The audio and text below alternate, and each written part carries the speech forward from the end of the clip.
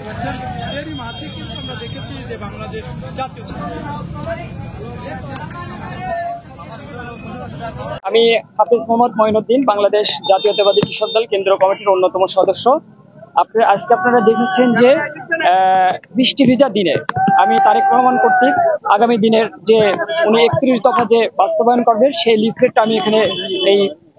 বকুলগ্রাম বাজারে আমি বিতরণ করেছি এবং আমাদের দেশনেত্রী সাবেক বারবার প্রধানমন্ত্রী দেশনেত্রী বেগম খালেদা জিয়ার পক্ষ থেকে এবং তারুণ্যের অহংকার আগামী দিনের রাষ্ট্রনায়ক জনাব তারেক রহমানের পক্ষ থেকে আমি এই বৃষ্টি ভিজা দিনে বিশাল এক তরুণ প্রজন্মকে নিয়ে এবং স্থানীয় বিএনপির লোকজনকে নিয়ে আমি এই 31 দফার লিফলেট বিতরণ করেছি এবং আমি এই মেসেজটি দিয়ে দিয়েছি যে ইনশাল্লাহ আগামী দিনের যে রাষ্ট্র, এই রাষ্ট্র বিনির্মাণের জন্য তারেক রহমানের বিকল্প নেই এবং আপনারা যদি আমার নেতার পাশে থাকেন এবং আমার পাশে থাকেন ইনশাল্লাহ বাংলাদেশের একটি সুন্দর ভবিষ্যৎ হবে। অ্যাকচুয়ালি এটা আসলে পিআর যে পদ্ধতি, এই পদ্ধতিটা বাংলাদেশের মানুষ কিন্তু এই নির্বাচনে বা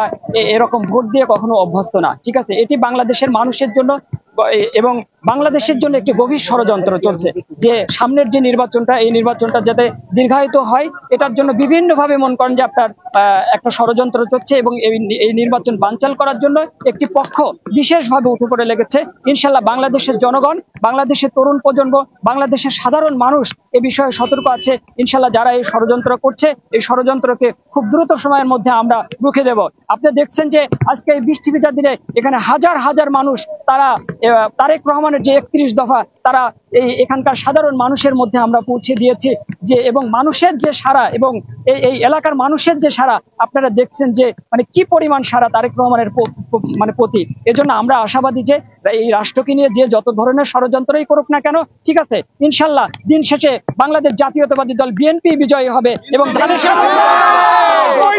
ইনশাল্লাহ দেশের মধ্যে অ্যাকচুয়ালি যে অস্থিরতা বিরাজ করছে, এই অস্থিরতা একদম সুপরিকল্পিতভাবে একটি দল মনে করেন যে আপনার সৃষ্টি করছে। আমরা যেটা চাচ্ছি সেটা হলো যে দ্রুত বাংলাদেশে একটি নির্বাচন যদি হয়, এই নির্বাচনের মাধ্যমে কিন্তু বাংলাদেশে একটি মনে করেন যে আপনার যে একটা শৃঙ্খলা ফিরে আসবে। আমরা চাই যে দ্রুত সময়ের মধ্যে এই যে মানে ডক্টর ইউনূসের যে গভর্নমেন্ট, এই গভর্নমেন্ট যেন দ্রুত সময়ের মধ্যে বাংলাদেশে একটি সাধারণ নির্বাচন দিয়ে দেয়। সাধারণ নির্বাচন হয়ে গেলেই ইনশাল্লাহ বাংলাদেশের যে সামনে যে নির্বাচিত সরকার আসবে, সেই সরকারের মাধ্যমেই কিন্তু বাংলাদেশকে একটি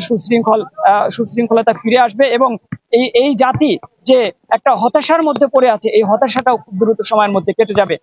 ইনশাল্লাহ। আমি আপনাদেরকে আশ্বস্ত করতে চাই এই কুষ্টিয়া 4 আসনে খুকসা কুমারখালীতে ইনশাল্লাহ তরুণ প্রজন্মের বিএনপির প্রতি যে ভালোবাসা, এই ষড়যন্ত্র ইনশাল্লাহ বিএনপিকে রুখতে পারবে না এবং আমাদের জাতীয়তাবাদী শক্তিকেও রুখতে পারবে না। সবাই আমার নেতার জন্য দোয়া করবেন, তারেক রহমানের জন্য দোয়া করবেন, আমাদের দেশনেত্রী বেগম খালেদা জিয়ার জন্য দোয়া করবেন। আমরা মনে করেন যে আপনার ডক্টর ইউনূসকে আমরা এই যে মনে করেন যে তত্ত্বাবধায়ক সরকার, এই তত্ত্বাবধায়ক সরকারকে আমরা খুব আশা নিয়ে মনে করেন যে তাকে আমরা ক্ষমতায় বসিয়েছি। আশা করি যে উনি সারা বিশ্বে মনে করেন যে আপনার অনেক পরিচিত এবং পপুলারিটি ওনার আছে। ঠিক আছে, আশা করি যে উনি খুব দ্রুত সময়ের মধ্যে বাংলাদেশের মানুষের, সাধারণ মানুষের পালস উনি বুঝবেন এবং খুব দ্রুত সময়ের মধ্যে একটা নির্বাচনের দিকে উনি যাবেন এবং একটা ডিসিশন দিয়ে দেবেন এবং সুনির্দিষ্ট তারিখ খুব অল্প সময়ের মধ্যে উনি ঘোষণা করবেন ইনশাল্লাহ।